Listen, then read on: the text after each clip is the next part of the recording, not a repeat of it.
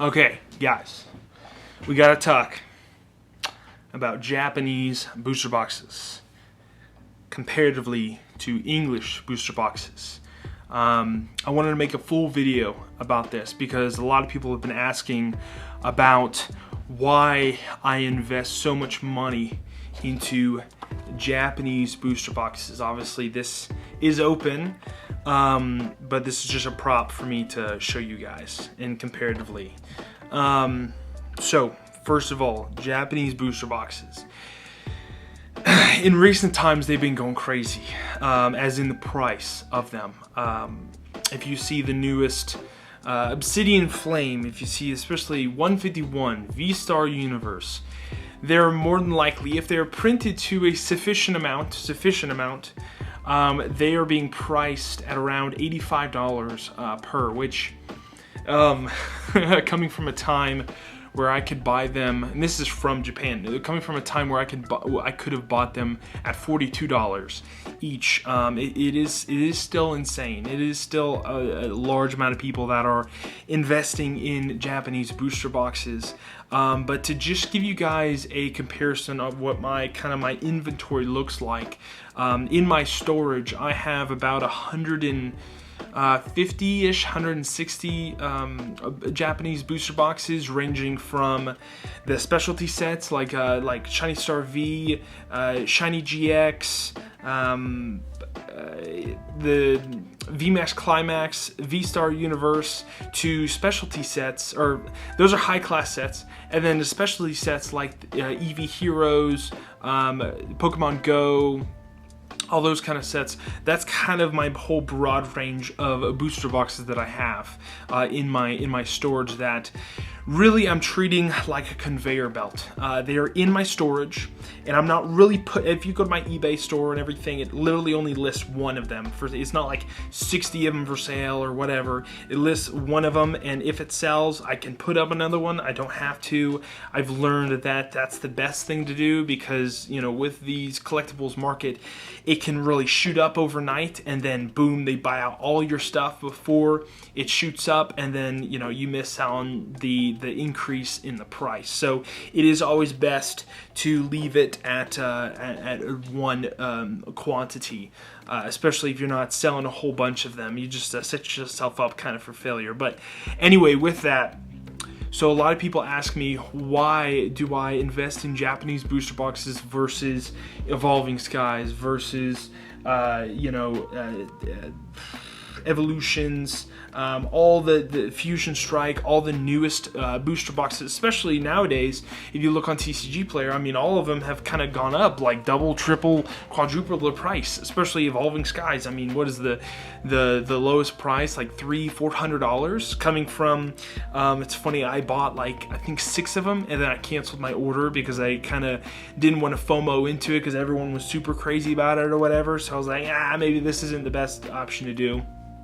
And at the time, it was a good, kind of good decision, because maybe a couple weeks or a month later they reprinted it and the price went back down. But anyway, it just did not fit. So with myself, you know, you have to niche yourself especially in collectibles. You can't just say, okay, I'm gonna, especially if you're using this as an investment vehicle, like, okay, I'm going to niche myself into Pokemon, collecting Pokemon. You are really going to buy everything, and not everybody can buy everything, but you're going to buy a broad amount of things, and you're just going to do average, versus taking specific risks in specific products that you believe in, and outperforming the general market of Pokemon. Just everybody in 2019 or 2018 that bought products and then sold in the peak of 2020 was doing average of what everybody else is doing. All, you know, doesn't matter what you bought, everyone's price, everyone's valuation went up like 2-3 times, and it's because, you know, it's because it was following that trend, the market trend.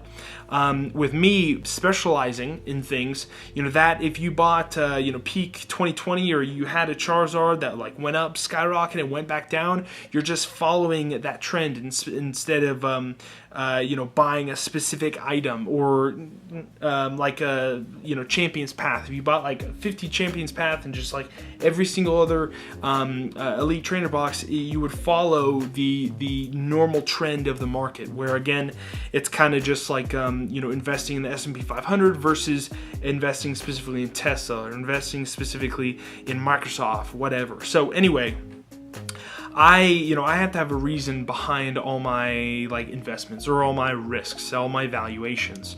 And so what I have come to terms with at the end of the day, there are specific things that go with, especially Japanese, but even the form factor of Japanese booster boxes. I own 2 English booster boxes, and that is Vivid Voltage and Vivid Voltage. Just because I love that set, and I just want to open it up later down the line. But yeah, I do not have any English. Other than those 2, I have like no English booster boxes, and that could be a fault of my own. Like, okay, yeah, I'm gonna miss out on the potential gains or whatever. But I viewed this this specific route of what I'm taking on specific evaluations on it. So first of all, Japanese items, they are, especially booster boxes, are printed from this period of time to this period of time. And after this period of time, they're never being printed again. You can go back time and time again. In 2016, when when Evolutions came out, it was so very hot. It was everyone wanted it, everyone gobbled it up, whatever. In English, it came out with the Evolution booster box, and everyone wanted it, everyone kept wanting it. They just bought it, and English Pokemon just kept printing until it became a joke. Until even in 2019, up until the boom of where that booster box went up to $1,000, and now it's right back down to like $400-$500 or whatever. It was in every single promotional item, every single blister box, whatever. It was in every single one of those products, and sometimes you can even find them in today's products, which is insane. Like in some of the tins, like in the Pokeballs, and it's just crazy. But if you look at CP6, which is the equivalent of Evolutions, it was literally printed from this period of time to this period of time and never printed again. It maybe had a couple waves, 2 or 3 waves, something of that sort, but after that, it was done. What does a CP6 box go for now? Over $2,000. What does, again, a Evolutions box go for? Max $400 or $500. You could just look those apples to apples and like, hey, that's it. But also, you have to consider an English booster box is not the equivalent as a Japanese booster box, in the sense of, a Japanese booster box is approximately a third of the cards you would get in an English booster box. So, comparing it apples to apples, because you get this comes with, I'll just do a regular, no, that's not it. These come with 10 packs, and in each pack, I think there is 11 cards. So you get 110 cards in these. In an English booster box, there is, I think there is 12. There's 12 cards in each booster pack, and then 36. 432. So is that right? Is it 12 or 10 or something? So let's just say approximately 400 cards versus approximately 110. So you could say it's 1/4 of the amount that you get in a English booster box, but I'm kind of comparing it to the price wise. The price out the gate, I think the original MSRP was $119.99 for the English, and then Japanese is around $40. So 4, 8, 12. So about 1/3. That's why I say 1/3 the evaluation. So if you take in that consideration, a CP6 box, Japanese CP6 box is $6,000 in, I don't know why I put that in the calculator. It's $6,000 in evaluation compared to $400. So just doing those apples to apples, it's just insanity. And don't even get me started on CP3. This is a Pokemon, very adorable artwork. This is one of the best boxes. Super rare. It was literally only one print run. Even EV Heroes, which now is like $400 or $500 or whatever, that had I think 2 or 3 print runs. But this had literally one in 2016. Literally one. It's our Legendary Treasures. Generations. It's only our Generations subset. Inside the Generations, there was a subset, and that's what the cards that were made up of Pokemon. It's very adorable artwork and everything. So I sold a booster box. I had one booster box sealed. This one's opened. I bought this for. I didn't open it. I bought it for. Let's say $30, I think, just the empty one, just because I just love the artwork and I didn't want to lose the artwork wise of this booster box to have in my display. But like I said, I bought that for $30, but I sold my sealed booster box for $6,000. $6,000 over, I think, 2 months ago, something of that sort, to someone in Japan. So taking that consideration, $6,000 versus Generations. I mean, it's kind of not apples to apples. Generations is not, you can't get into booster pack, but even just the packs themselves, I think they go for, I know this, I think they go for $25 to $30. So if we take $30, times it by 36, $1,000.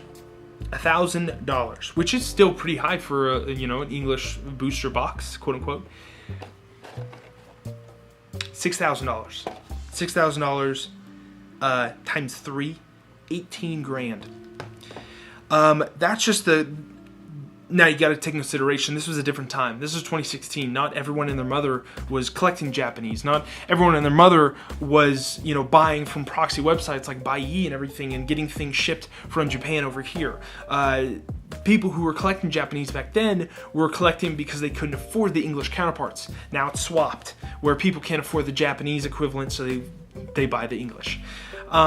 Pretty funny how that worked out. But besides the valuation, besides the limited print run, which is rarity, which is why booster boxes like these go for so much money, besides all that, it's also the form factor.